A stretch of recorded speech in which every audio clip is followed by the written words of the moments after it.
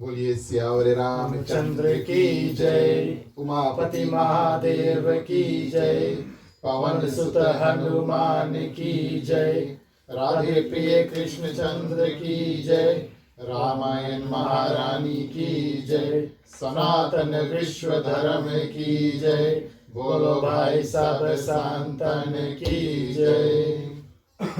उपस्थित आदरणीय श्रोतागण, शनिवार का बेला आप सभी का हृदय से इस ग्राम में हार्दिक हार्दिक स्वागत। हमारी ओर से, हमारे मंडली आदर्श सत्संग रामायण मंडली की ओर से, खास तौर से आज के हमारे ग्राम मालिक मालकिन परमार श्रीमान श्रीमती अवनेश राजू, इनके समस्त परिवार की ओर से आप सभी का 3 साल पहले आए थे तो नाम रिकॉर्ड किया था।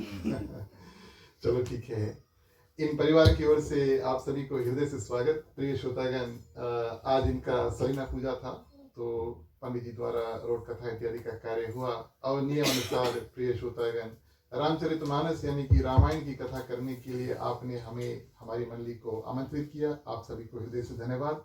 चलिए प्रिय श्रोतागण, ईश्वर वंदना करेंगे, उसके बाद में सुमिरनी, उसके बाद में प्रिय श्रोतागण प्रसाद इत्यादि चढ़ा करके आज की रामायण कथा में प्रवेश करेंगे। जहां तक हो सके आप मंत्र जानते हैं, कृपया आप सभी को हमारा साथ देना। चलिए सभी को हाथों को जोड़ लेते हैं, सभी को हाथों को जोड़ लेते हैं।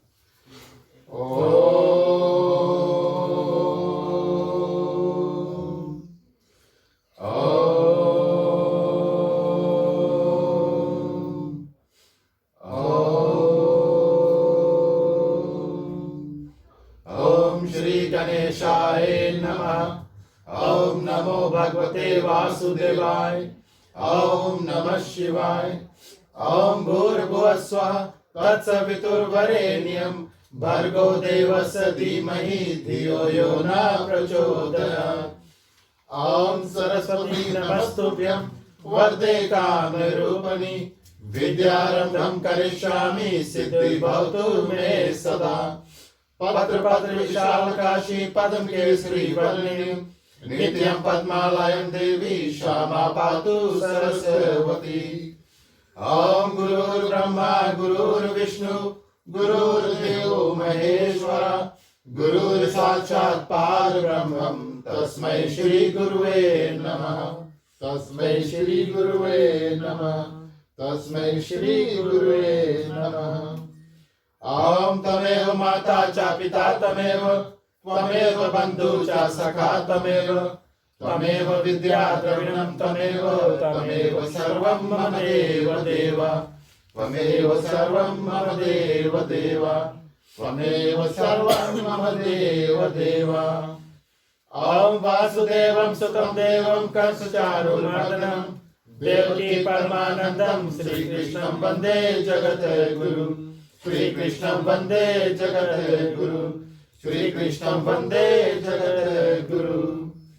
ओम शांतकारं भुजगशयनं पद्मनाभं सुरेश्वरं विश्वधारं गगनसुदर्शनं मेघवर्णं सुभागनं लक्ष्मीकान्तं कमलनयनं योगविद्यानिधं वन्दे विष्णु भवभयहरणं सर्वलोकैकनाथनं सर्वलोकैकनाथनं सर्वलोकैकनाथनं।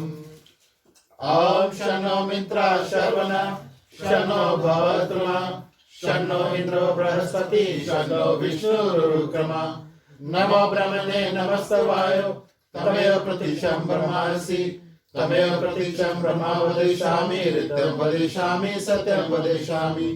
तन्मानोतु तन्मत्तारमोतु औतु मानमोतु अक्तारम्। ओम शांति शांति शांति। बोलिए सियावर रामचंद्र की जय। चलिए प्रिय श्रोतागण, सभी को मिलकर के सिमरन में प्रवेश करते हैं। जय सुमिरत सिद्ध होए मोरे रामा गणनायक करिवर बदना सदा होए मोरा होए मोरे रामा मोदि राज सुरगुण बदना लोक होए बाचार मोरे रामा पांडु चढ़े गिरवर कहना जासु कृपा सुदयाल मोरे रामा प्रभु सकल कलि कल कहना।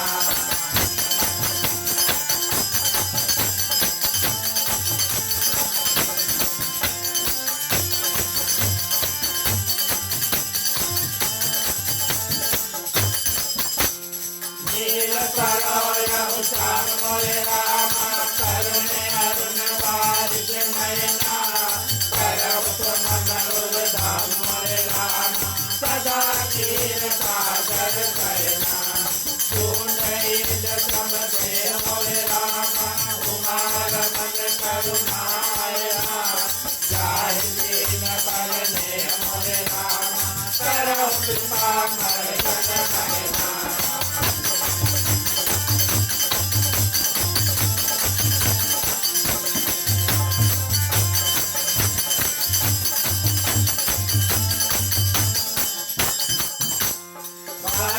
गुरु पद काज मोरे रामा कृपा से दुलर रूप हरि मोह तम पूत मोरे रामा साधु वचन रवि करण करा पांडव मुनि पद काज मोरे रामा रामायण निर्मय हो सकल सको मन माज मोरे रामा दोष रहित दूषण कहिना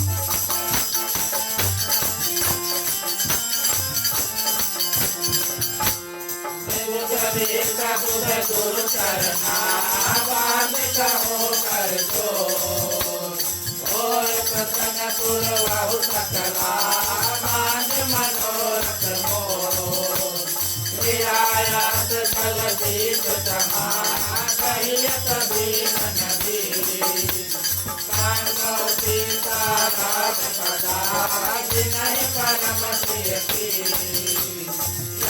समय सुमिरन करो सुनो वीर हनुमान आय के आसन लीजिए सिया सहित भगवान समुद्र सुमान ससुमान तुमन सुहाग सुहाग पुष्पांजलि अर्पण करो देव करो परिकार हरे राम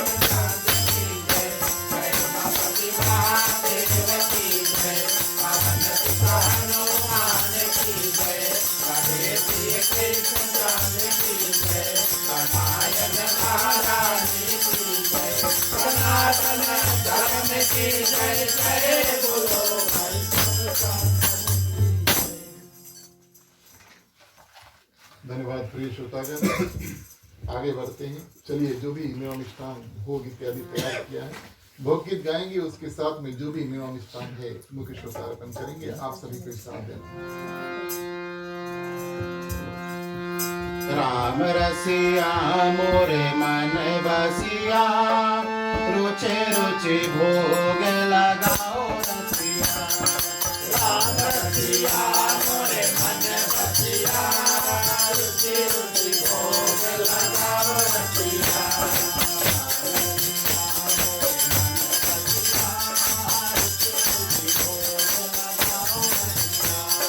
राम रसिया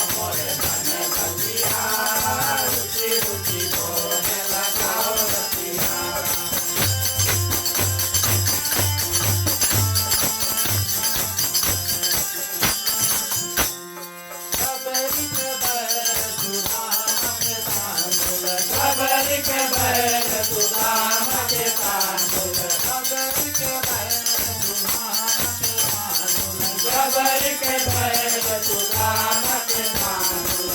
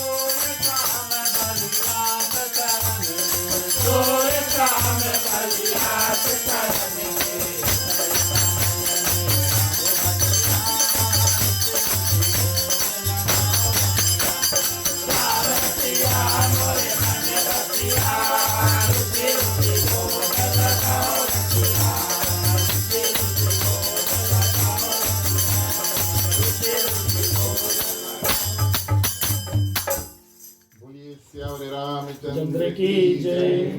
प्रिय श्रोतागण, अगर कोई उधर गैराज में बैठा है, जगह यहाँ पर बहुत है, आप आगे आ सकते हैं, बहुत जगह, आ जाओ, चले आ जाओ भैया लोग, थोड़ा देखिए अच्छा रही आप लोग के। दूर दूर नहीं हो ना। मुख्य श्रोता, आप हमें टीका पास कर दो और आप देवी पे फूल चढ़ा दो और रामायण महारानी पुस्तक पे भी फूल चढ़ा दो, और अपने हाथों से टीका कर देना, ठीक है? स्पाइन पे टीका। चलो ठीक है, जो गरज में उससे हम बाद में मिल लेंगे। प्रिय श्रोतागण, एक बार फिर से आप सभी का हृदय से स्वागत। क्षमा करना, हम आपको हमारा जो एंगल है थोड़ा वाइड है आज। वैसे रामायण की कथा करते हैं तो ऐसे मिलता है करने को, लेकिन जो दिशा है उसको देख करके प्रिय श्रोतागण और आसन इत्यादि लगाया जाता है।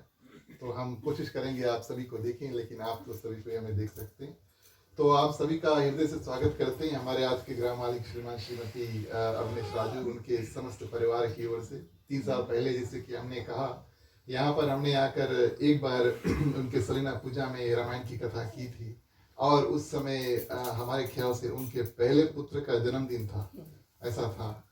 तो 3 साल बाद आए हैं तो परिवार में परिवर्तन हुआ, इम्प्रूवमेंट हुआ, एडिशन हुआ जो कहते हैं, और हम देख रहे हैं कि हमारे सामने जो सेकंड बॉय है ना, चलो ठीक है। और आज उनका फेस्ट जन्मदिन है, तो बड़ी सुंदर बात है जब परिवार सोचते हैं हमारे जो नन्हे मुन्ने बच्चे उनका जो जन्मदिन है और पूजा पाठ इत्यादि के साथ में मनाने के लिए, तो न्यूजीलैंड में रहकर क्या करते हैं, अपना संस्कार इत्यादि हम बनाए रखें, कायम रखें।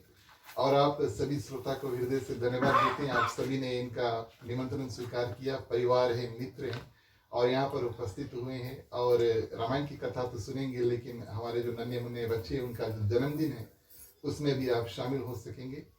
आपको तो पता नहीं, लेकिन लॉकडाउन 2.0 के बाद में ये हमारा और हमारे मंडली के लिए पहला रामायण का जो कार्यक्रम है वो है।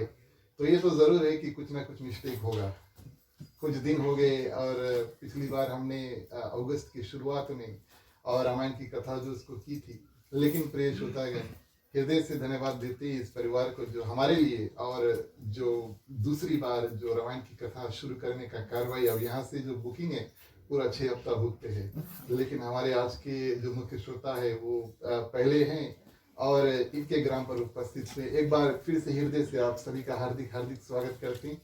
हमने जब इनसे पूछा कि आप कहाँ की कथा सुनना चाहते हैं तो इन्होंने कहा आप कुछ उचित सोच लेना। पिछली बार हम आए थे तो हमने हनुमान जी की उत्पत्ति की कथा की थी कि हनुमान जी का जन्म कैसे हुआ और उनकी बाल लीला कैसी थी। तो ये कथा तो आप सभी जानते हैं कि किस रूप से उनको श्राप इत्यादि मिला था। आज हमने सोचा क्योंकि जन्मदिन का कार्य है तो आज हम क्यों ना भगवान श्री राम के ही जन्म की बाद की कथा आपको बताएं। देखिए जन्म जो है भगवान श्री रामचंद्र जी का हम हर साल करते हैं। आप कहीं पर रामनवमी में जाते हैं, आप अपने घर पर रामनवमी का कार्य करते हैं या मंदिर इत्यादि में जाते हैं। भगवान श्री रामचंद्र जी का जो जन्म है वो मार्च अप्रैल के समय और बहुत बड़ा रूप से होता है, मंदिर इत्यादि में होता है, घर घर में मंडली इत्यादि मनाते हैं। और प्रिय श्रोतागण ये किस कारण से हम हर साल भगवान श्री रामचंद्र जी का जन्म मनाते हैं उसको थोड़ा हमें ध्यान देना चाहिए। एक कारण से हम हर साल भगवान श्री रामचंद्र जी का और भगवान कृष्ण का जन्म मनाते हैं। पहली बात तो जब भगवान श्री रामचंद्र जी का जन्म होता है तो हमारा जो सनातन नया साल है उसका शुरुआत होता है, ये पहली बात है। तो साल का जो शुरुआत है प्रिय श्रोतागण वो भगवान श्री रामचंद्र जी के जन्म से होता है। दूसरी बात प्रिय श्रोतागण, एक साल आप सभी को जानते हैं कितना लंबा, उसमें 12 महीना है और ऐसे जैसे जैसे हम अपने साल में गुजरते हैं हम बड़ा होते हैं, हमारे जो हमारे विचार है खुद से उसमें परिवर्तन होता है, इंप्रूवमेंट होता है। और क्या करते हैं कभी कभी भगवान हमसे थोड़ा दूर चल देता है, ऐसे होता है। कई दिनों से अगर हम पूजा पाठ नहीं करते हैं तो मन में एक कुछ होने लगता है कि मंदिर इत्यादि नहीं गए, कथा इत्यादि में नहीं आए प्रिय श्रोतागण। तो क्या करते हैं जब हम रामनवमी मनाते हैं खास तौर से तो भगवान श्री रामचंद्र जी को वापस अपने हृदय में धारण करते हैं। ये सिर्फ एक उत्सव नहीं है, भगवान श्री रामचंद्र जी का जो जन्म है प्रिय श्रोतागण ये सिर्फ एक उत्सव नहीं है जो हम कपड़ा इत्यादि पहन करके समय निकाल करके मंदिर में जाकर के अच्छा से प्रसाद इत्यादि खा करके आ जाते हैं। ये एक अवसर है जिससे हम भगवान श्री रामचंद्र जी को अपने हृदय में फिर से धारण करते हैं। इस कारण से हम एवरी ईयर करते हैं, ठीक है। तो एवरी ईयर क्या करते हैं, रिन्यूअल जिसको कहते हैं, अंग्रेजी में एक कॉन्सेप्ट है उसको कहते हैं रिन्यूअल ऑफ वाउज। तो पति पत्नी क्या करते हैं हर साल जो हम 7 फेरा इत्यादि लेते हैं और जो 7 वचन करते हैं तो उसको फिर से रिन्यू करते हैं। तो हर साल रामनवमी करने का अर्थ प्रिय श्रोतागण क्या होता है कि हर साल भगवान श्री रामचंद्र जी को वापस अपने हृदय में धारण करते हैं। जैसे हम दिवाली को मनाते हैं और हर साल दिवाली का पूजन करते हैं, एवरी ईयर उसमें क्या होता है हम माँ लक्ष्मी को निमंत्रण देते हैं, आओ हमारे घर में वास करो। एवरी ईयर करते हैं, यानी कि एक साल करके फिर छोड़ देते हैं। तो प्रिय श्रोतागण इस कारण से हम रामनवमी को क्या करते हैं हर साल मनाते हैं। आज की कथा प्रिय श्रोतागण हम क्या करते हैं आपको रामनवमी के बाद यानी कि भगवान श्री रामचंद्र जी के बाद जन्म के बाद बाल चरित्र में क्या होता है वो बताते हैं। तो एक बार फिर से आप सभी को श्री सीताराम के चरणों में कोटि बार प्रणाम, हनुमान जी को वंदन, उनको धन्यवाद, उनके कारण से हम सभी को यहाँ पर उपस्थित हुए। आप सभी जानते हैं राम दुआरे तुम रखवारे हो तो ना आज्ञा बिनु पैसारे। जहाँ भगवान हनुमान जी का आज्ञा मिलता है तो हम ऐसे राम कथा में उपस्थित होते हैं। आप सभी के हृदय में विराजमान सीताराम जी को प्रणाम। हमारे ग्रह परिवार की ओर से एक बार फिर से आप सभी को हार्दिक हार्दिक स्वागत। साधु संत को बंदगी ब्राह्मण को प्रणाम। हमारे मंडली आदर्श सत्संग रामायण मंडली की ओर से आप सबको जय श्री राम। चलिए प्रिय श्रोतागण कथा में प्रवेश करते हैं।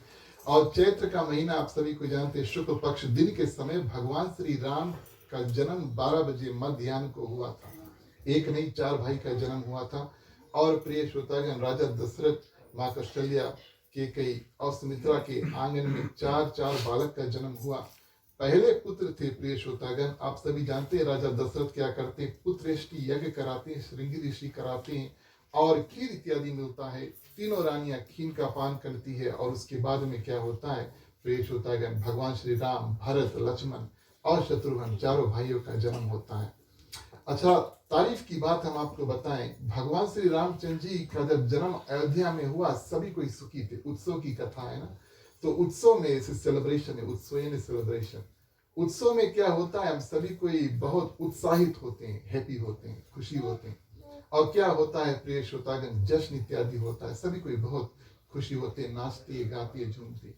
एक ऐसा प्रिय श्रोतागण था जो भगवान श्री रामचंद्र जी जब जन्म हुए बहुत दुखी था। वो हमारे चंद्रदेव, चंद्रमा जिसको हम मून के रूप में जानते हैं, और वो भी एक देवता है, जैसे सूर्य देवता है तो चंद्रमा की भी एक देवता है। चंद्रदेव बहुत दुखी है। अच्छा, क्यों दुखी है? क्या हुआ जब प्रिय श्रोतागण भगवान श्री रामचंद्र जी का जन्म हुआ। अच्छा, आप जानते 12 बजे दिन में क्या होता है, सूर्य भगवान बिल्कुल हमारे ऊपर होते हैं, है ना। आप देखेंगे परछाई अगर अपना देखेंगे प्रिय श्रोतागण, तो परछाई इधर नहीं उधर नहीं, सीधा आपके नीचे होगा, है ना। कभी आजमा कर देखना। तो 12 बजे दिन क्या होता है प्रिय श्रोतागण, सूर्य भगवान बिल्कुल हमारे सिर के ऊपर होता है, ऐसा होता है। अयोध्या में भी ऐसे हुआ, जैसे भगवान श्री रामचंद्र जी का जन्म हुआ तो सूर्य देव क्या करते हैं, अयोध्या के बिल्कुल ऐसे ऊपर होते हैं, रथ चलाते हैं ना। सूर्य भगवान के पास रथ है, तो ईस्ट से वेस्ट लेकर जाते हैं। और क्या करते हैं, जिस क्षण भगवान श्री रामचंद्र जी का जन्म हुआ, रथ को रोक देते हैं वहीं पे, और 1 महीना तक वहीं पर टिके रहते हैं, है ना। राज की बात है, मानस में कहा गया है। लेकिन प्रिय श्रोतागण, सूर्य भगवान क्या करते हैं, अपने रथ के अपने घोड़ों को वहीं पर रोक देते हैं 1 महीना के लिए। 1 महीना के लिए प्रिय श्रोतागण अयोध्या में रात्रि नहीं हुआ। ये राज की बात है, लेकिन जश्न और उत्सव के माध्यम से प्रिय श्रोतागण किसी को ये बात का महसूस ही नहीं हुआ कि रात्रि हुआ ही नहीं। सभी को इतने खुश हैं, अपने अपने कार्य में लगे हैं, किसी ने ये नोटिस भी नहीं किया प्रिय श्रोतागण, 1 महीना के लिए रात होबे भी नहीं करा। अच्छा, रात नहीं हुआ, इसका ये मतलब है कि चंद्रदेव यानी कि चांद दिखने को नहीं मिला। अब चांद दिखने को नहीं मिला, इसका ये मतलब है कि चांद जो है वो भगवान के दर्शन ही नहीं कर पाए। आप शायद जानते होंगे कि जो चंद्रदेव है वो माँ लक्ष्मी के भाई स्वरूप है। इनका जो उत्पत्ति है ना, माँ लक्ष्मी और चंद्रदेव जो है, चंद्रमा जो है, वो समुद्र के मंथन में हुआ था। समुद्र के मंथन में से 14 रत्न निकले थे, उसमें से एक माँ लक्ष्मी थी, दूसरा प्रिय श्रोतागण चंद्रदेव थे। तो ये दोनों भाई बहन। अब भगवान श्री रामचंद्र जी कौन है, साक्षात लक्ष्मी पति हैं। तो चंद्रदेव के वो भगवान श्री रामचंद्र जी चंद्रदेव के जीजा हुए कि नहीं? नाता आप फॉलो कर रहे हैं ना।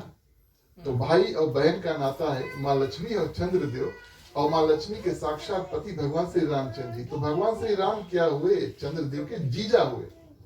अब जीजा के दर्शन नहीं कर पा रहे, बड़े दुखी है। भगवान श्री रामचंद्र जी ने उनको वरदान दिया। वरदान इस रूप से दिया कि अगली बार जब हम आएंगे तब क्या करेंगे प्रिय श्रोतागण, रात्रि को आएंगे। इस समय हम रघुवंश में आए हैं, सूर्य वंश में आए हैं, इस कारण से दिन में आएंगे। अगली बार जब कृष्ण अवतार लेंगे तो रात्रि को आएंगे। आप जी भर के हमें देख लेना।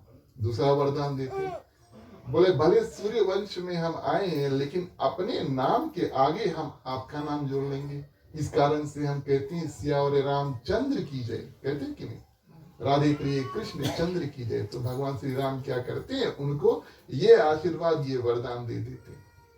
प्रिय श्रोतागण, सूर्य भगवान आते हैं, 1 महीना के लिए रुक जाते हैं और भरपूर रूप से भगवान श्री रामचंद्र जी का दर्शन करते हैं, बड़ा सुंदर रूप से स्तुति करते हैं। देवी देवता आकर भगवान श्री रामचंद्र जी के जो बाल रूप है उसकी स्तुति करते हैं। हमारा समय आता है, चलिए प्रिय श्रोतागण भगवान श्री रामचंद्र जी की स्तुति करेंगे, फिर कथा आगे बढ़ाएंगे। बोलिए सियावर रामचंद्र की जय।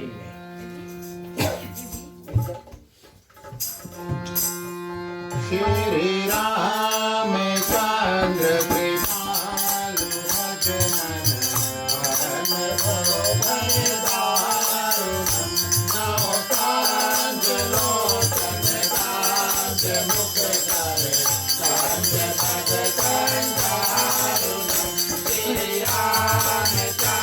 कृपालु भजन परम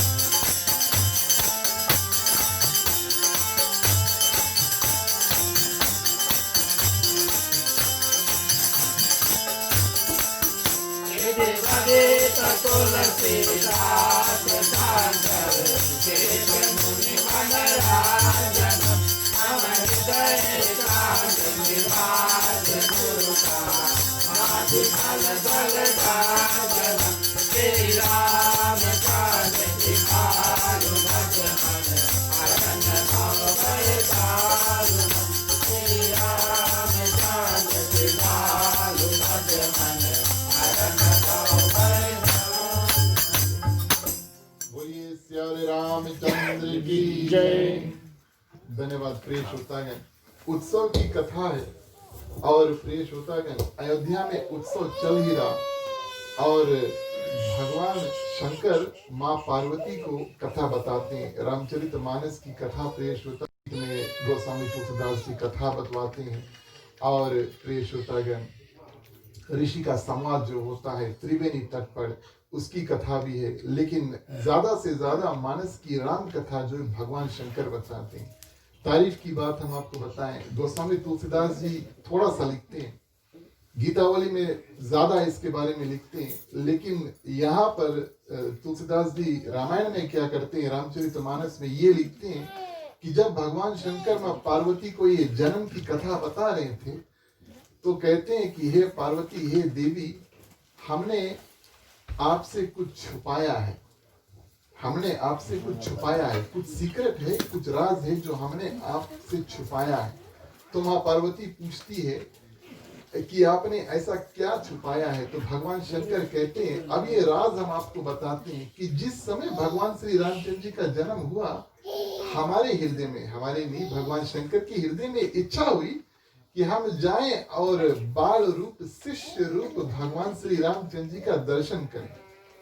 तो भगवान श्री जो भोलेनाथ जी है वो तो कैलाश पर्वत पे है, लेकिन अपने आप को रोक नहीं पाए, बोले चलो हम भी जाएं अयोध्या और भगवान श्री रामचंद्र जी का जो दर्शन है उसको करें। अच्छा, किस रूप से दर्शन? आप लोग भीतर आ जाओ, बहुत जगह चले आ जाओ भीतर।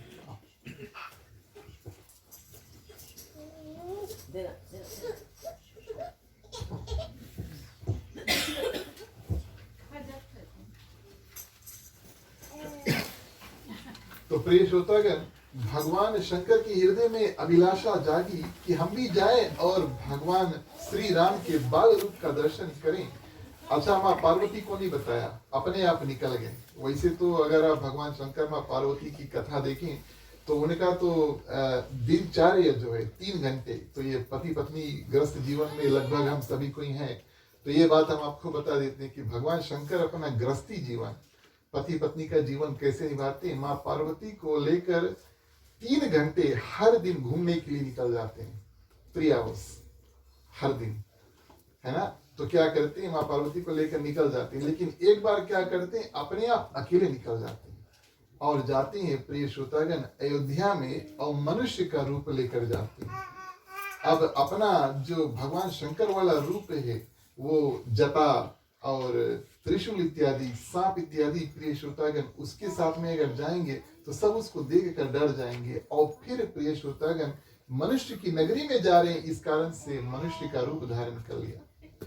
और अयोध्या में इतनी बड़ी संख्या है, सभी कोई जाते हैं भगवान का दर्शन करने के लिए किसी न किसी रूप से। और प्रिय श्रोतागण भोलेनाथ को अवसर ही नहीं प्राप्त हुआ कि वो जाए अंदर, लाइन लगाए, कतार लगाए, और सभी कोई प्रिय श्रोतागण कसो कस है जिसको हम कहते हैं ना, सब कोई अंदर जाना चाहते हैं, लेकिन भगवान शंकर को मौका ही नहीं लग रहा। बस क्या करते हैं, और पेड़ के नीचे जाकर के बैठ जाते हैं। उनको ये बात याद आता है कि मेरा एक शिष्य है, मेरा एक शिष्य है, यानी कि मैं उनका गुरु हूं, मेरा एक शिष्य है, उसका नाम है काकभूषण जी। अच्छा, अगर इसके बारे में आप जानते हैं तो वैसे इसके चिड़िए वाला रूप है, वो एक चिड़िया है, छोटा सा चिड़िया, कौवा है वास्तविक तौर पर। और रामचरितमानस के अंत में प्रिय श्रोतागण, रामायण के अंत में जो कथा है वो काकभूषण जी गरुड़ जी को अपने मुख से चिड़िया की भाषा में सुनाते हैं। तो काकभूषण जी प्रिय श्रोतागण चिड़िया थे, इस कारण से वो भगवान श्री रामचंद्र जी के साथ शुरू से हैं। अंत की कथा अगर आप देखें, काकभूषण जी जब गरुड़ जी महाराज को कथा बताते हैं, बाल चरित इत्यादि बताते हैं, तो गरुड़ जी जो होते हैं वो भगवान विष्णु के सवारी, आप जानते हैं ना, उसके ऊपर बैठकर उड़ कर जाते हैं। तो गरुड़ जी पूछते हैं, आप इतनी भली भांति भगवान श्री राम की कथा को कैसे जानते हैं? तब प्रिय श्रोतागण काकभूषण जी बताते हैं, जब से भगवान श्री रामचंद्र जी का जन्म हुआ तब से हम चिड़िया वाले रूप में अयोध्या में घूम रहे हैं, हम देख रहे हैं, हम सुन रहे हैं। और प्रिय श्रोतागण भगवान शंकर इस चेले काकभूषण जी को याद करते हैं, चेला हाजिर होता है और दोनों प्लेनिंग करते हैं। प्लेन इस रूप से करते हैं कि दोनों चले अंदर और भगवान श्री रामचंद्र जी का दर्शन हो। अच्छा, कैसे दर्शन हो प्रिय श्रोतागण? अब यहाँ पर कथा 2 मोड़ लेता है। एक, भगवान श्री राम क्या करते हैं, अब वो जान जाते हैं कि भगवान शंकर और बाहर है, लेकिन उनको एंट्री नहीं मिल रहा, और भगवान श्री राम शिष्य रूप में रोने लगते हैं। और तो कुछ कर नहीं सकते, और तो कुछ कर नहीं सकते प्रिय श्रोतागण, चल नहीं सकते, बात नहीं कर सकते, बस बच्चों का एक ही काम है ना, छोटे पे रोना, और तो कुछ करते नहीं। खाओ पियो सुतो रो, है ना? नहीं है, नहीं, कोई बात नहीं, चलो ठीक है। और रोने लगते हैं, और उधर प्रिय श्रोतागण भगवान शंकर पेड़ के नीचे बैठ करके और एक ज्योतिष का रूप बना लेते हैं, और सभी की हस्त रेखा और सभी के जो झाड़ फूक वाला कार्य होता है वो सब करने लगते हैं। अच्छा, इस रूप में प्रिय श्रोतागण कई ऐसे लोग हैं, उनकी जो हाथ रेखा वगैरह देख कर बताएं, और भगवान श्री राम के जो रोई है वो बंद नहीं हुए। एक दासी होती है, एक दासी होती है, वो जाकर के माँ कौशल्या से कहती है कि कोई दूसरे शहर से एक बहुत बड़ा बाबा आया है, लगभग 80 साल का है, 80 ईयर्स का बाबा है, और उनको चलो बुला कर लेकर आए, इसके थोड़ा झाड़ी फूकी भगवान श्री रामचंद्र जी के, और इसके जो नजर इत्यादि होगा वो सब, तब इसकी जो रवैया है वो बंद होगा। माँ कौशल्या कहती, जब उनको हताश खा जाती, मैं कुछ कर नहीं पा रही, भगवान श्री रामचंद्र जी रोना बंद नहीं करते।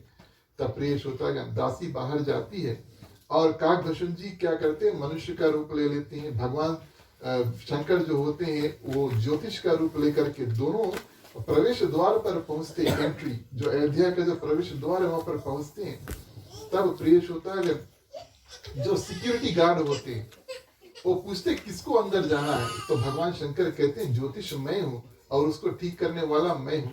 तो प्रिय श्रोतागण हम अंदर जाएंगे, तो गार्ड कहते तुम अकेले जाओ और काकभूषण जी को लेकर नहीं जाना। काकभूषण जी बोले हमें भी लेकर जाओ, नहीं तो हम तुम्हारा पोल खोल देंगे, तुम कौन हो।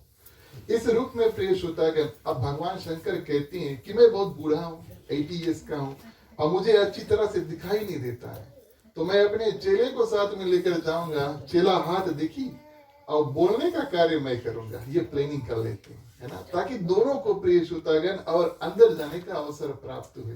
तो गुरु चेला या प्रेम कर लेते हैं और इस रूप में क्या करते हैं और दोनों अंदर प्रवेश लेते हैं।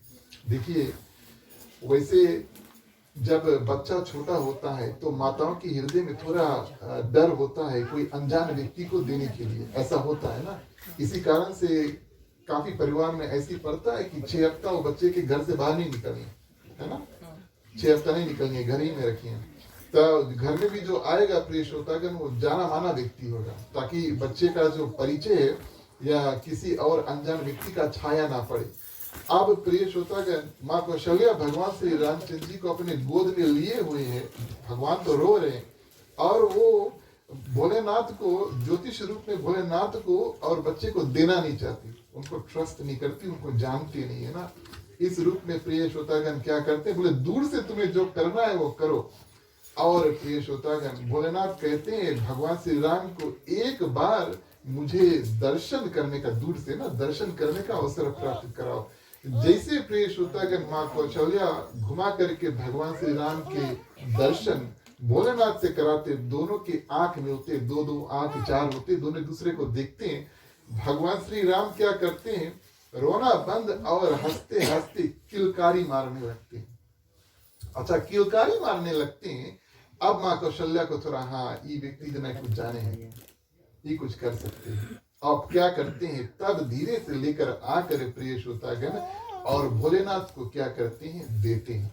शिष्य को देखते हैं। अब प्रिय श्रोतागण, भोलेनाथ को ये अवसर प्राप्त हुआ कि वो भगवान श्री रामचंद्र जी के जो शिष्य रूप है उसको अपने हाथों से लें और उनको खिलाएं, जैसे हम छोटे बच्चे को खिलाते हैं।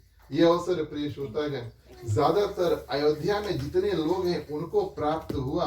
देवी देवता में से प्रिय श्रोतागण सिर्फ भोलेनाथ को यह अवसर प्राप्त हुआ कि भगवान श्री राम के और कृष्ण रूप में भी गए थे। जब भगवान श्री कृष्ण आए थे तो उस समय भी भोलेनाथ ऐसे ही नाटक करके और गोकुल में गए थे और उनका भी दर्शन किया था। तो प्रिय श्रोतागण, ये अवसर देवी देवताओं में से सिर्फ भोलेनाथ को प्राप्त हुआ कि वो शिष्य रूप भगवान श्री राम को अपने गोद में लेकर के खिलाए। अच्छा, वो खिलाने का कार्य हो गया और वो काकभूषण जी भी, उनको भी दर्शन प्राप्त करने का अवसर प्राप्त हुआ। उन्होंने भी बड़े सुंदर रूप से दोनों ने खिला लिया और ये जाना चाहते हैं। तो माता कहती है, लेकिन मैं सोचता था कि आप ज्योतिष हैं, एस्ट्रोलॉजर है ना, ज्योतिष माने एस्ट्रोलॉजर। तो बोले अभी तो आपने अपना काम किया नहीं, इसका भविष्यवाणी तो बताया नहीं, इसके आगे क्या होगा। प्रिय श्रोतागण, रामचरितमानस में प्रवेश करते हैं और कथा को चौपाई के बाद में आगे बढ़ाएंगे। बोलिए श्यावरे रामचंद्र की जय।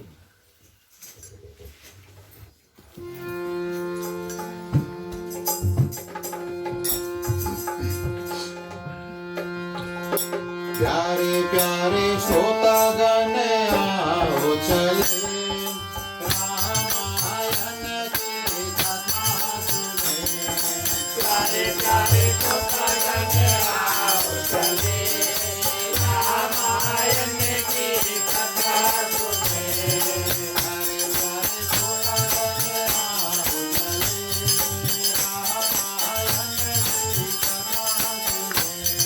प्यारे प्यारे श्रोतागण आओ चले, रामायण की कथा सुने।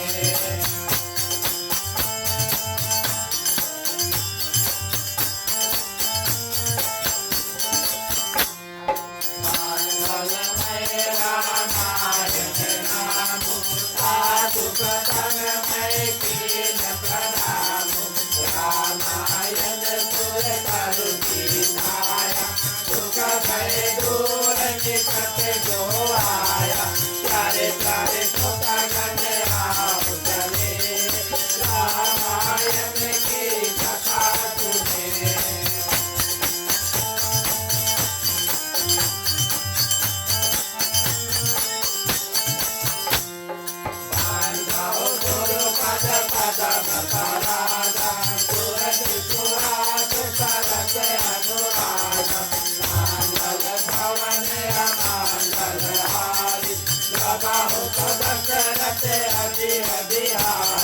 प्यारे प्यारे श्रोतागण आओ चले, रामायण की कथा सुने।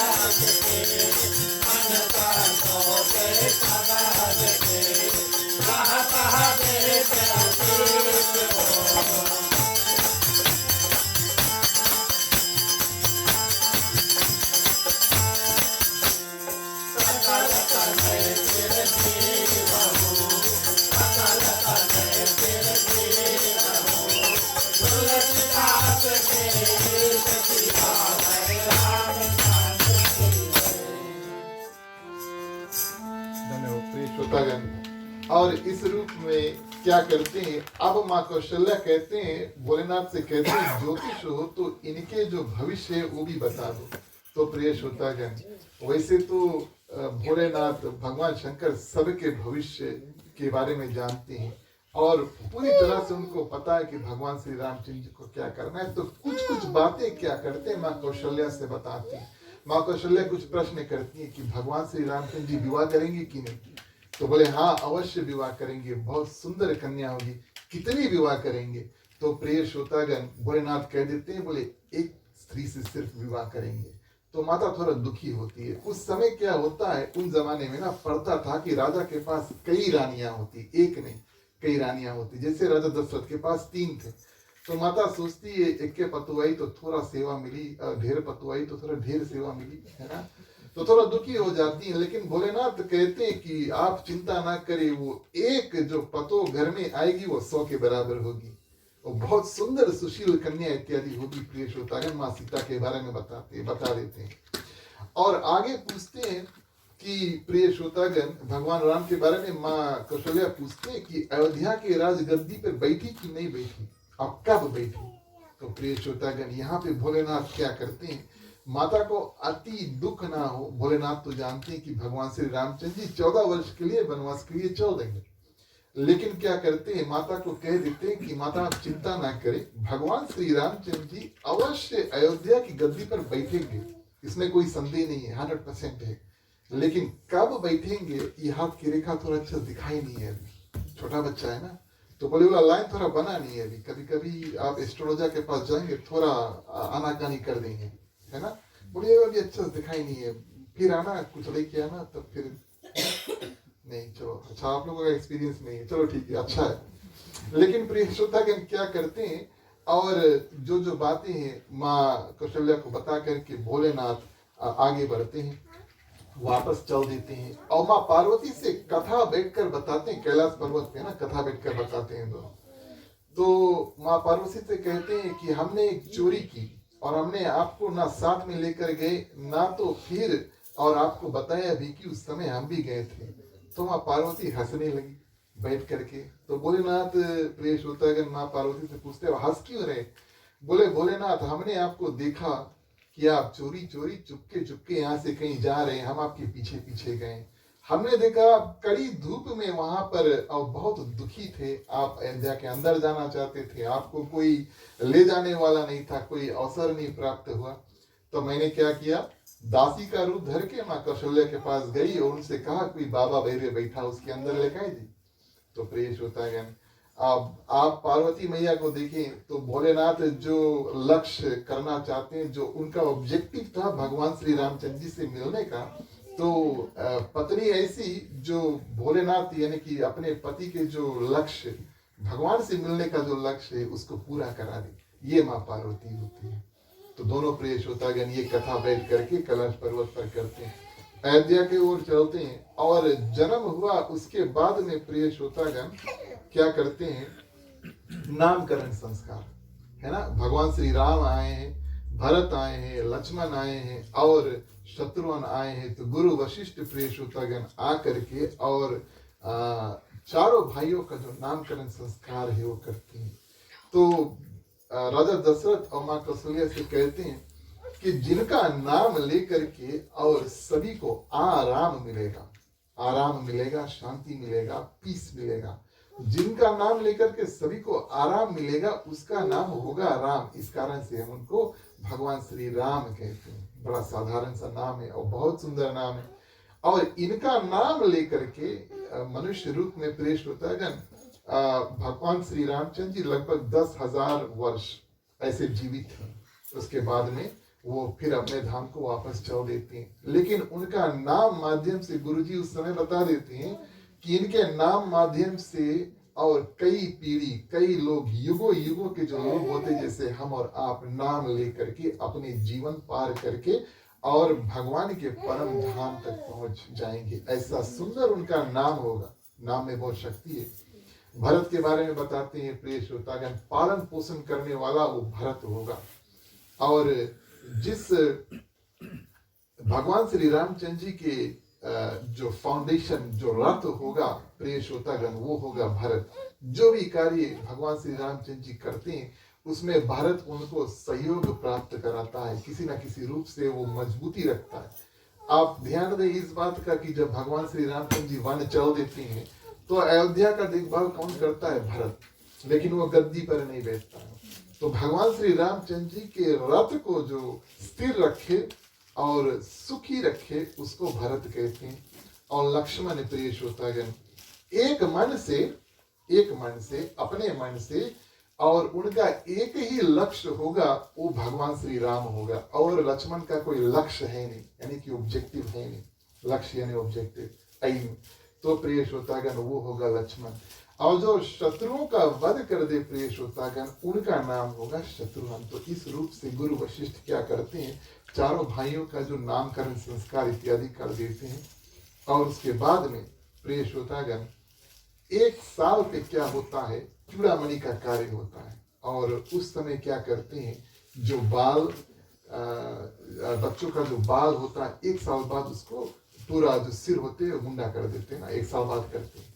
तो ये सब कार्य प्रिय श्रोतागण, भगवान श्री रामचंद्र जी का जो नामकरण संस्कार रामचरितमानस के आधार पर 10वें दिन पर हुआ था। गुरुजी घर पर आए, पूजा पाठ इत्यादि किया, नामकरण संस्कार कर दिया। और बाढ़ चीले का जो कार्य होता है वो क्या करते हैं, 1 साल बाद आकर गुरुजी पूजा इत्यादि कराते हैं। तो इस रूप में प्रिय श्रोतागण 16 संस्कार में से भगवान श्री रामचंद्र जी के जो 2 संस्कार था वो पूरा हो गया। अब भगवान श्री रामचंद्र जी 1 साल के बच्चे, सौभाग्य यहाँ पर हमारे सामने है। तो आप सभी जानते हैं कि उस समय वो चलना सीखते हैं, है ना। बकरियां चलती हैं और उठ के कहीं जाती हैं। एक समय ऐसा आता है जब माँ कौशल्या क्या करती है, भगवान श्री रामचंद्र जी को और सुला करके कमरे में और जाती है रसोई में प्रसाद बना करके अपने इष्ट देव भगवान विष्णु को चढ़ाती है। तो मंदिर में जाकर के प्रिय श्रोतागण, घर में भगवान श्री रामचंद्र जी सोए हैं, वैसे महिलाएं जो हैं उनका ये पुराना आदत है। ये आप देखेंगे मानस में भी आया है। तो ये किसी की निंदा नहीं है। लेकिन आप किसी मिडवाइफ से बात करिए, हमारे पास भी 2 बच्चे हैं, तो हम भी मिडवाइफ के पास गए थे। तो मिडवाइफ ने ऐसा कहा कि जब बच्चा सो रहा है तो जो माता है उसका काम भी है सूतो संगे, ऐसा है, तब उनको रेस्ट करने का अवसर प्राप्त हो गया ना। लेकिन हमारे यहाँ तो बिल्कुल उल्टा है, जब बच्चा सोई जाए तब चलो घर के काम कर ले जाए, खाना बना ले जाए, ये सब कार्य होता है ना। तो ये प्रथा तो माँ कौशल्या शुरू की रामचरितमानस में, भगवान श्री रामचंद्र जी को और सुला करके और जा करके प्रसाद बना करके भगवान विष्णु को अर्पण करती है। अब प्रिय श्रोतागण, वो अर्पण करके बाहर निकलती है और फिर वापस जाकर के देखती है कि भगवान राम जो है वो शिष्ट रूप में उस प्रसाद को खा रहे। बड़ा आश्चर्य होता है, बोले हमने उसको सुला करके आया और ये यहाँ पर प्रसाद खा रहा। जाकर वापस देखते हैं प्रिय श्रोतागण, और कमरे में देखते भगवान श्री रामचंद्र जी आराम से सोए हुए हैं।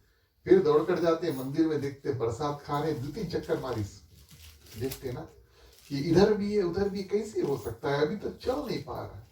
तब प्रिय श्रोतागण फिर आखिरी बार जब मंदिर में पहुंचती है तो बैठ जाती है। अब कभी कभी लोगों के साथ में ऐसा होता है ना, उनका जब दिमाग काम नहीं करता तो देह की सुधी भूल जाते हैं, बोले थोड़ी बैठ के सूची है पूछी हुए। जब बैठ जाते हैं तब प्रिय श्रोतागण भगवान श्री राम उनके ऊपर थोड़ा तरस खा जाते हैं। देखिए मनुष्य शत्रुपा रूप में जब भगवान विष्णु वरदान देने के लिए आए थे, तब प्रिय श्रोतागण माँ शत्रुपा ने, जो माँ कौशल्या थी, माँ शत्रुपा ने ऐसा वरदान मांगा था कि आप पता नहीं कब आइयो हमारे पुत्र रूप में, लेकिन जब आप आना, पता नहीं कितने बच्चे होंगे मेरे, और आप एक ही बार आने वाले हो, जब आप कभी आना तो आप हमें बता देना कि अब हम आपके जो वरदान है उसको पूर्ति करने के लिए आए।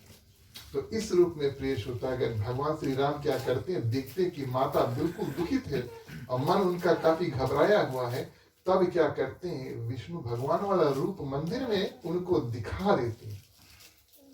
माँ कौशल्या को भगवान श्री राम विष्णु भगवान का रूप दिखाकर उनको बता देते हैं कि मैं कौन हूँ। असली रूप प्रिय श्रोतागण भगवान विष्णु का तो देखना भी कठिन है और दुर्लभ है, ये आसानी से देखने को मिलता नहीं। ये माँ कौशल्या को प्राप्त हुआ और उधर यशोदा मैया को प्राप्त हुआ कि तो प्रिय श्रोतागण अर्जुन को प्राप्त हुआ जब महाभारत का युद्ध हो रहा था। ये बड़ा ही मुश्किल दृश्य देखने को मिलता है, लेकिन भगवान श्री रामचंद्र जी ने उस विराट रूप को माँ कौशल्या को दिखाया और प्रिय श्रोतागण माँ कौशल्या से एक वादा भी किया कि मेरा जो माया है आपको कभी नहीं व्यापेगा, कभी भी। प्रिय श्रोतागण माया का हम आपको सरल अर्थ बताएं तो हमारे और भगवान के बीच में अगर कभी कोई प्रकार का रुकावट हुए तो वो माया होता है। हमारे और आपके बीच, हमारे और भगवान के बीच में अगर कभी कोई प्रकार का रुकावट है तो माया है। तो प्रिय श्रोतागण भगवान विष्णु माँ कौशल्या को वरदान दे देते हैं, बोले हमारी माया आपकी कभी नहीं सताई। भगवान श्री रामचंद्र जी प्रिय श्रोतागण विवाह कर लेते हैं, माँ कौशल्या को पता, माँ कौशल्या इधर है और राजा दशरथ जाकर विवाह कर देते हैं। भगवान श्री रामचंद्र जी वन को चल देते हैं 14 वर्ष और माँ कौशल्या को प्रिय श्रोतागण माया व्याप्ति नहीं है, इस कारण से उनको इतना दुख नहीं पड़ा। तो इस रूप में प्रिय श्रोतागण अपना रूप दिखा करके माया से उनको रहित कर देते हैं। चलिए चौपाई के माध्यम से भगवान श्री रामचंद्र जी की कुछ और बाल चरित्र की कथा आपको सुनाएं। बोलिए सियारे रामचंद्र की जय।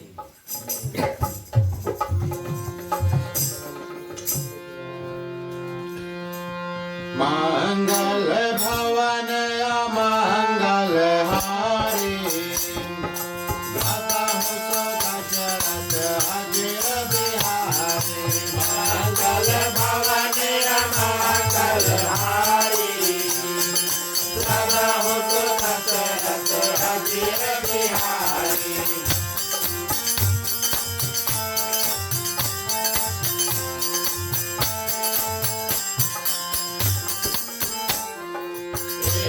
बार जननी रनवारे, कर वृंदार सहारे।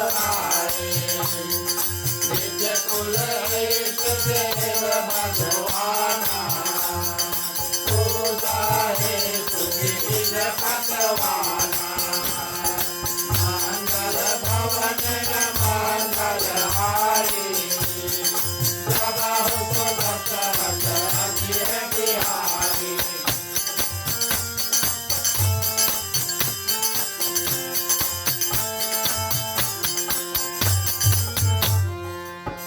पूजा नौ वेद चढ़ावा, आर गए कहाँ पाव बनावा।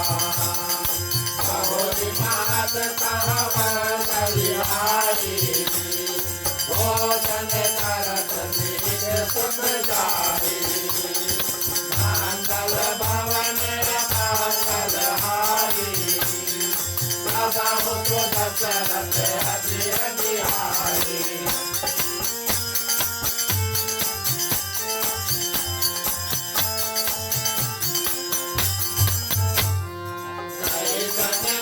छुपा भय भीता, देखा बाल कहाँ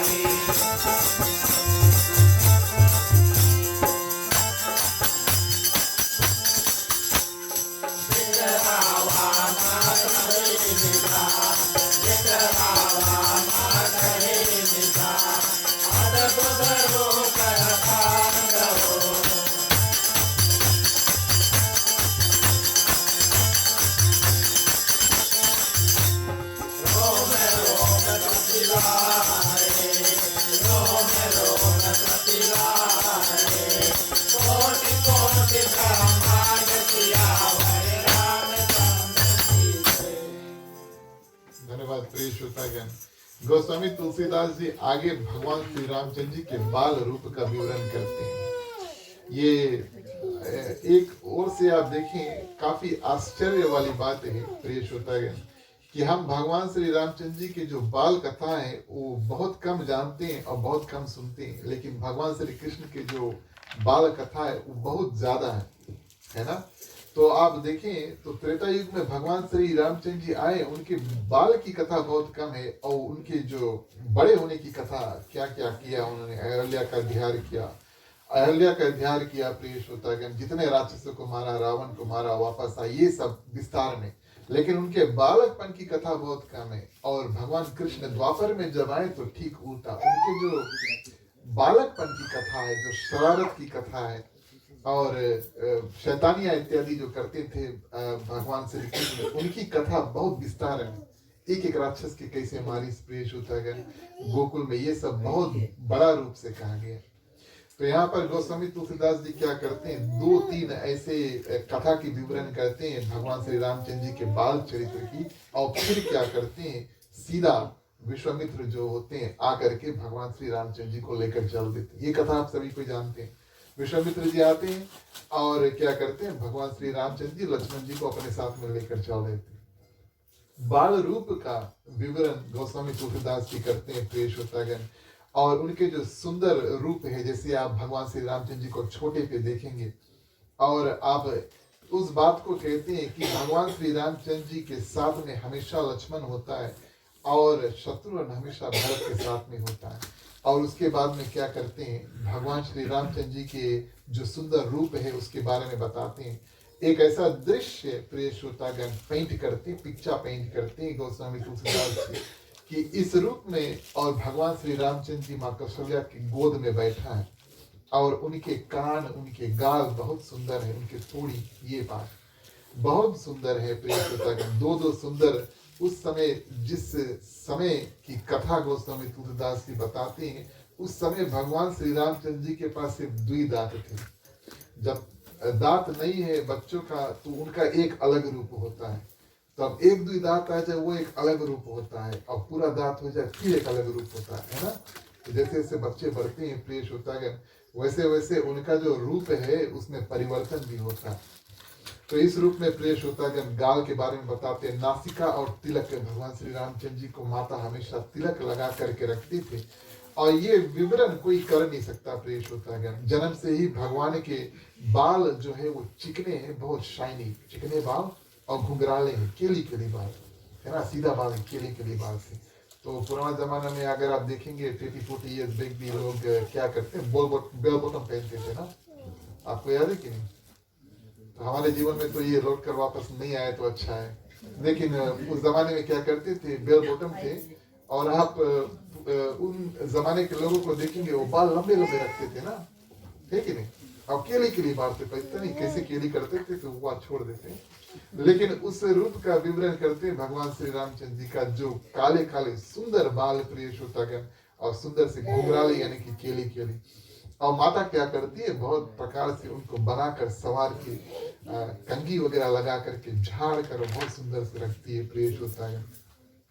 भगवान श्री रामचंद्र जी के बाल रूप में शरीर पर पीला कपड़ा जो है वस्त्र है पहने हुए, घुटने और हाथ पर बल चिकना पहने हुए हैं प्रिय श्रोतागण यहाँ पर। और उनके रूप का वर्णन वेद और शेष भी नहीं कर सकते, उसे वही जानता है जिसके ऊपर भगवान श्री रामचंद्र जी की कृपा होती है। इस प्रकार प्रिय श्रोतागण बच्चे जिस आंगन में आते हैं आप सभी कोई जानते हैं, हाँ थोड़ा तकलीफ होता है, कभी कभी गुस्सा भी लग जाता है। अब हम मनुष्य है ना, तो बच्चे शरारत करेंगे तो अवश्य हमें थोड़ा क्रोध आएगा, लेकिन जिस आंगन में बच्चे आते हैं वो आंगन ही खिल जाता है। यहाँ पर तो एक नहीं 4 बच्चे आए हैं प्रिय श्रोतागण, भगवान राम लक्ष्मण भरत और शत्रुघ्न। तो क्या होते हैं, सबको सुख देते हैं। और प्रिय श्रोतागण इस रूप में भगवान श्री रामचंद्र जी क्या करते हैं, बाल पीड़ा करते हैं। अब हम आपको आगे अंतिम क्षण में कथा बताते हैं उस जगह का जब भगवान श्री रामचंद्र जी थोड़ा और बड़े हो जाते हैं। तो आपको स्पष्ट रूप से कह देते हैं कि रामचरितमानस में गोस्वामी तुलसीदास जी ने ये कथा को लिखा नहीं। हमारे फीजी वासियों में जो ग्रंथ हम इस्तेमाल करते हैं, जो हमारे आगे हैं प्रिय श्रोतागण, उसमें क्या करते हैं, पंडित ज्वाला प्रसाद मिश्रा जी ने कहीं कहीं पर कथा को छेपक रूप में जोड़ा है। अगर आप मानस के बारे में जानते हैं तो ये देखेंगे कि कभी कभी कुछ कुछ पाठ गोस्वामी तुलसीदास जी ने लिखा नहीं, लेकिन इस ग्रंथ में है, तो पंडित ज्वाला प्रसाद मिश्रा जी ने इसको जोड़ा है। तो आगे की कथा छेपक रूप प्रिय श्रोतागण, पंडित ज्वाला प्रसाद मिश्रा ने सोचा कि गोस्वामी तुलसीदास जी ने भगवान श्री रामचंद्र जी के जन्म और उनके जो बाल है इतने से बताया, और हम थोड़ा और उसमें बढ़ाकर बताते हैं। तो बचा कुचा की कथा हम आपको चौपाई के माध्यम से बताएंगे। बोलिए सियावर रामचंद्र की।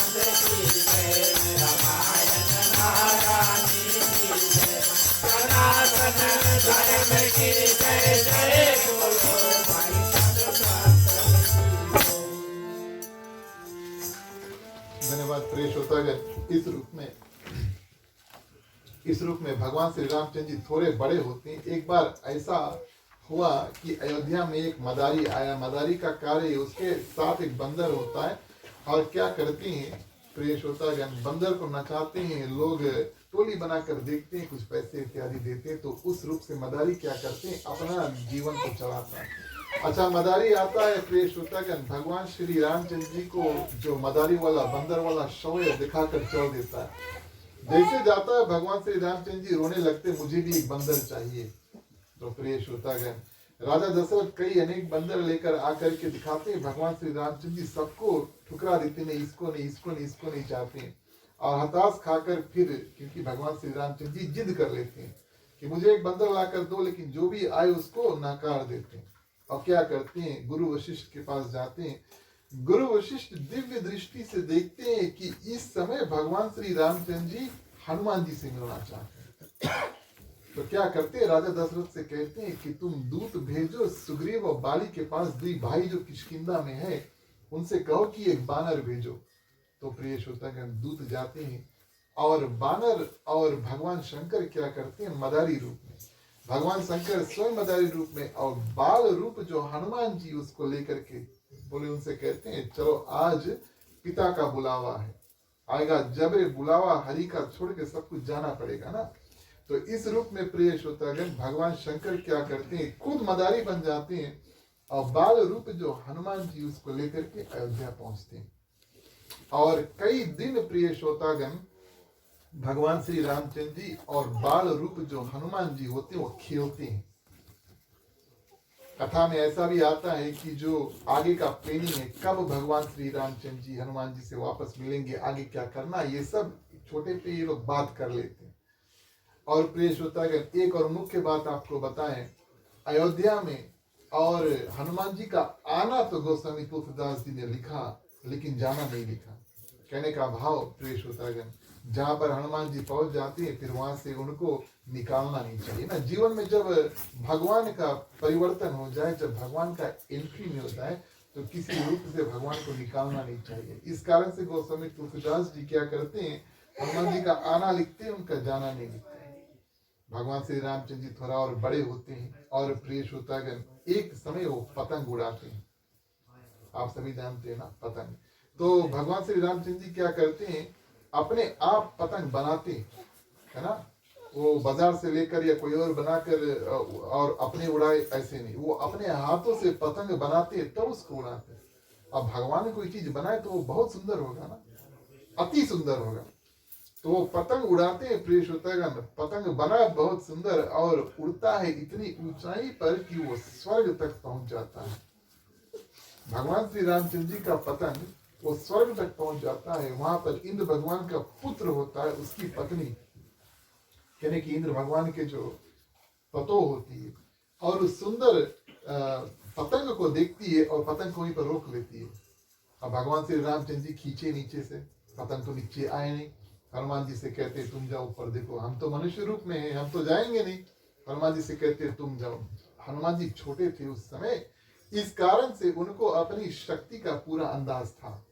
ये कथा आप सभी को जानते हैं कि बड़ा होने से पहले हनुमान जी के ऊपर एक छोटा सा श्राप ऋषि लगा देते हैं कि तुम्हारे पास अधिक शक्ति है, जब तुम्हें इसका उपयोग करना है तब ये शक्ति तुम्हारे पास वापस आएगा।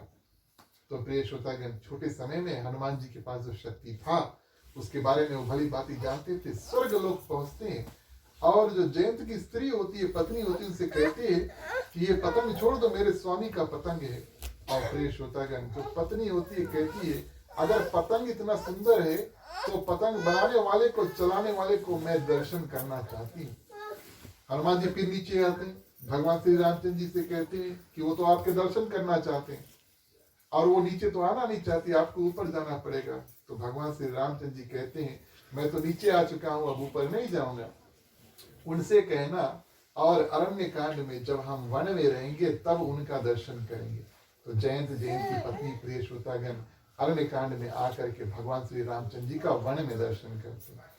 आगे प्रिय श्रोतागण और एक दो कथा हम आपको बताते हैं। एक समय ऐसा आता है कि एक व्यापारी आता है और उसके पास एक पेरट होता है ना, पेरट आप सभी कोई जानते हैं। तो ये सब भगवान श्री रामचंद्र जी की बाल लीला है। और पेरट लेकर आता है, बड़ा सुंदर होता है, और वो बेचता है ना, भगवान श्री रामचंद्र जी उसको अपने हाथ में लेते, उसको उड़ा देते हैं। वैसे तो कैद था, लेकिन उसको उड़ा देते हैं। और जो व्यापारी था प्रिय श्रोतागण, अब वही जिद कर लेता है कि हमें वही पेरट जो है वो लेकर वापस दो। अब तो वो तो उड़ गया, कैसे आएगा। प्रिय श्रोतागण, भगवान श्री रामचंद्र जी चमत्कार करते हैं। जब वो पक्षी था उड़ता है, उसके एक छोटा सा पखना है, वो नीचे पृथ्वी पर गिर जाता है। भगवान श्री रामचंद्र जी उस छोटे से पखने को क्या करते हैं, गाड़ देते हैं जमीन पर गाड़ देते हैं। और 7 दिन में वहां पर एक पेड़ हो जाता है। और पेड़ में प्रिय श्रोतागण फल लगते हैं। जैसे हम फल को काटते हैं, आम हो जो भी हो, तो उसमें सुंदर सा मीठा कुछ होता है। लेकिन फल और फूल जब फूटते हैं तो उसमें से कई ऐसे पक्षियां निकलते हैं। उसी रूप में एक व्यापारी आता है प्रिय श्रोतागण, और हीरे मोती लेकर आता है और राजा दशरथ को देता है। भगवान श्री रामचंद्र जी क्या करते हैं, उसको लेकर जाकर कुएं में फेंक देते हैं। 7 दिन तक प्रिय श्रोतागण कुएं में से पेड़ निकलता है और फल फूल रूप में हीरे मोती और उगते हैं। जैसे आम लगा हुआ होता है, वैसे वहां उस पेड़ में हीरे और मोती लगते हैं। तो कुछ ऐसे चमत्कार की कथा प्रिय श्रोतागण पंडित ज्वाला प्रसाद मिश्रा जी ने गोस्वामी तुलसीदास जी की जो कथा है उसमें जोड़ के बताया कि भगवान श्री रामचंद्र जी भी कुछ कम नहीं थे, वो भी चमत्कारी थे जब बचपन में थे। प्रिय श्रोतागण, समय का ध्यान रखते हैं। हम आज की कथा को यहीं पर समाप्त करते हैं। आप सभी को हृदय से धन्यवाद देते हैं। आप सभी ने बड़े सुंदर रूप से आज की जो कथा को सुना। प्रिय श्रोतागण, कार्यक्रम आगे बढ़ाते हैं। आरती का समय आता है। अब आप सभी से आग्रह करेंगे आप खड़े हो जाए। आप सभी कोई बारी बारी आकर के मुख्य श्रोता के बाद में आरती कर सकते हैं। सभी कोई खड़े हो जाए।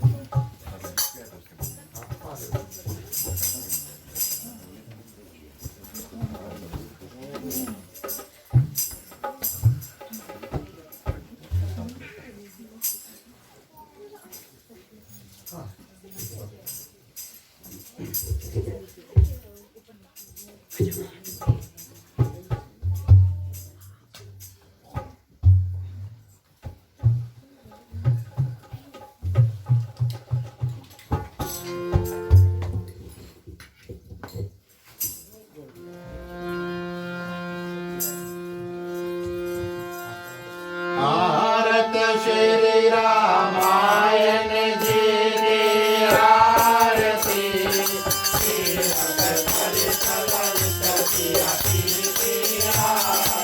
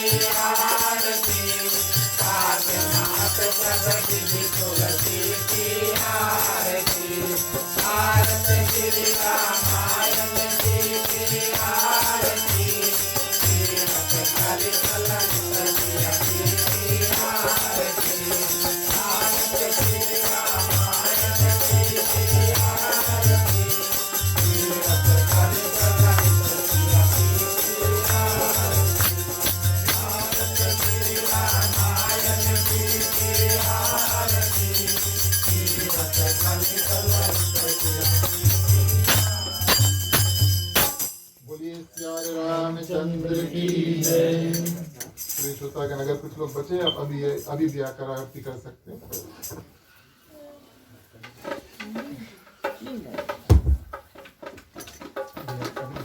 इसके बाद में अपन पूजा वगैरह करते हैं। हाँ।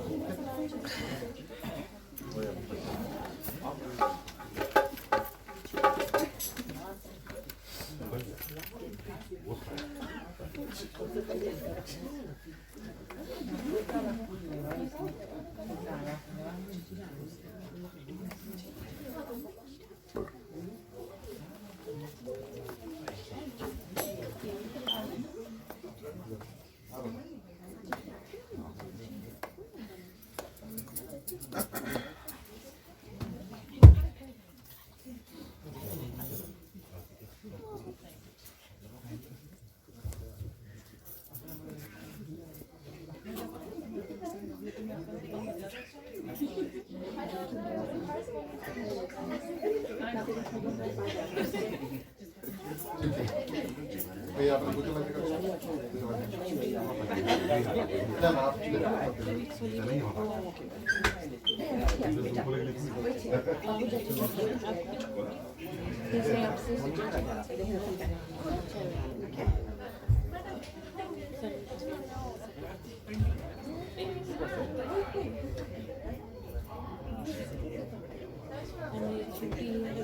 स्कूल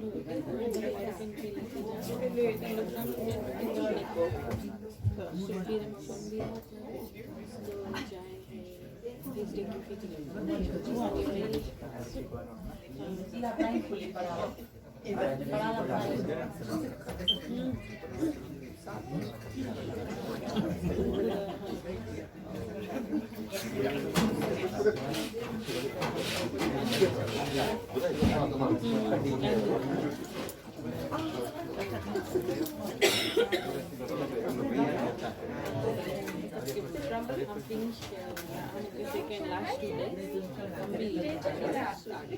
हम भी अभी तो मुझसे नहीं जाए एकदम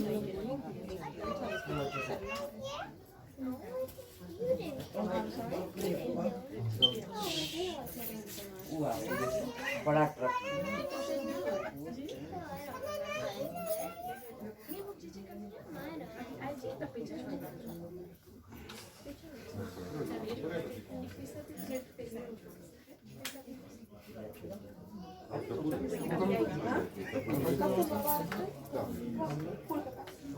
फूल हम दे रखा और नहीं वो कर दिया नहीं पानी में भी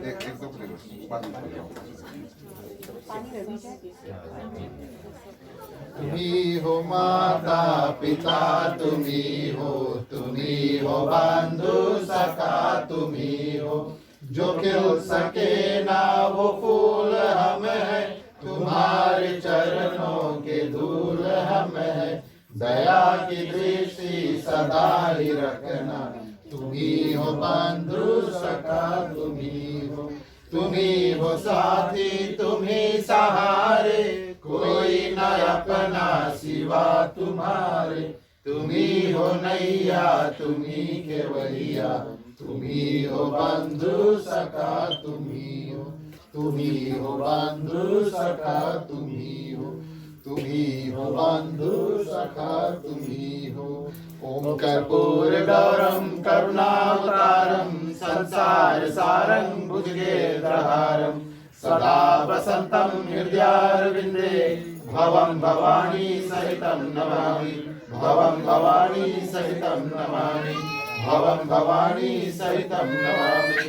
ओम मंगलम भगवान विष्णु, मंगलम गरुड़ध्वजा, मंगलम पुंडरीकाक्षो, मंगलाय तनोहरे, सर्वमंगल मांगल्ये शिवे सर्वार्थ साधिके, शरण्ये त्र्यंबके गौरी नारायणी नमस्तुते, नारायणी नमस्तुते, नारायणी नमस्तुते। निराजनम समर्पयामि। ठीक है प्रिय श्रोतागण, आप भी दर्शन करो, इधर पास कर देना। आप लोग ले लो, पास कर देना।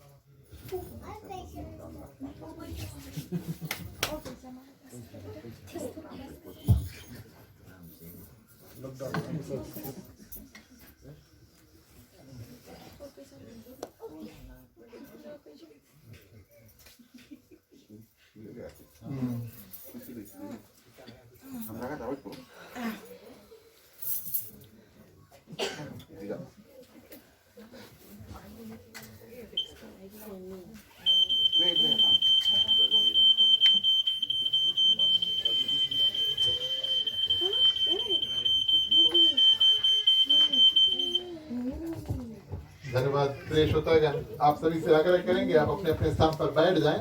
आप बैठ सकते हैं, बैठे बैठे बारी बारी आप आरती का दर्शन कर सकते हैं। प्रिय श्रोतागण, आरती आपके पास आएगी, आप बैठे बैठे दर्शन करें। प्रिय श्रोतागण, यहाँ का कार्यवाही जो हम आगे बढ़ाते हैं, विसर्जन का समय आता है। चलिए सभी को मिलकर के आज की जो कथा उसको विराम देंगे। प्रिय श्रोतागण, बोलिए श्री रामचंद्र की जय। बोलो ओम नमः शिवाय नमः, बोलो ओम नमः शिवाय नमः, बोलो ओम नमः शिवाय नमः, बोलो ओम नमः शिवाय नमः। कथा विचार गण होत है, सुनाओ वीर हनुमान, राम लखन तेरी जान की, सदा करो कल्याण। बोलो ओम नमः शिवाय नमः, बोलो ओम नमः शिवाय नमः। एक घड़ी आधी घड़ी आठों में पुनिया, तुलसी संकट साधु के कटे कोट अपराध। बोलो ओम नमः शिवाय नमः, बोलो ओम नमः शिवाय नमः।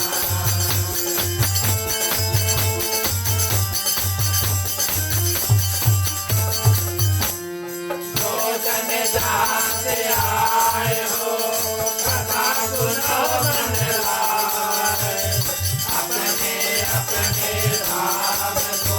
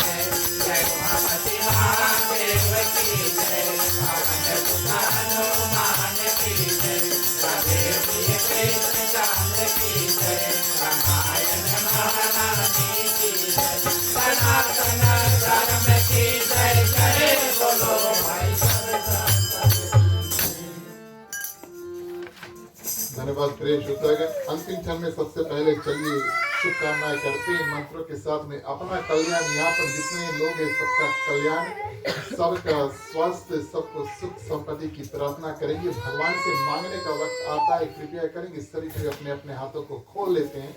पुरुषों के लिए राइट वाले, महिलाएं अपने अपने हाथों अपने अपने हाथ में ले सकते हैं। चलिए प्रार्थना करते हैं।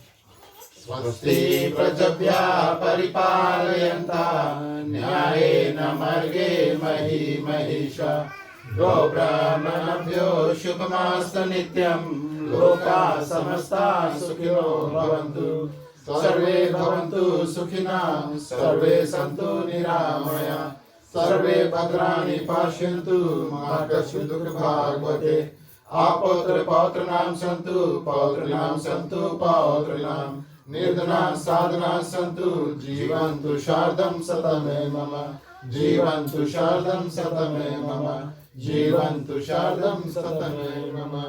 धन्यवाद। चलिए शांति पाठ के लिए सभी को अपने अपने हाथों को जोड़ लेते हैं। वेदी की तरफ पानी छिड़कते हैं। ओम धौ शांति अंतरिक्ष गुम शांति पृथ्वी शांतिरापा शांतिरोषधया शांति वनस्पतया शांति विश्वदेवा शांति ब्रह्मा शांति सर्वभूत शांति शांतिरेव शांति श्यामा शांति वेदी। ओम शांति शांति शांति। ओम सर्वेषां मंगलं भवतु सर्वेषां कल्याणं भवतु सर्वेषां शुभं भवतु सर्वेषां शान्तिर्भवतु। धर्म की वृद्धि और धर्म का नाश हो, सदन में सदा सद्भावना हो। हर हर महादेव की जय। जय श्री सीताराम हरे।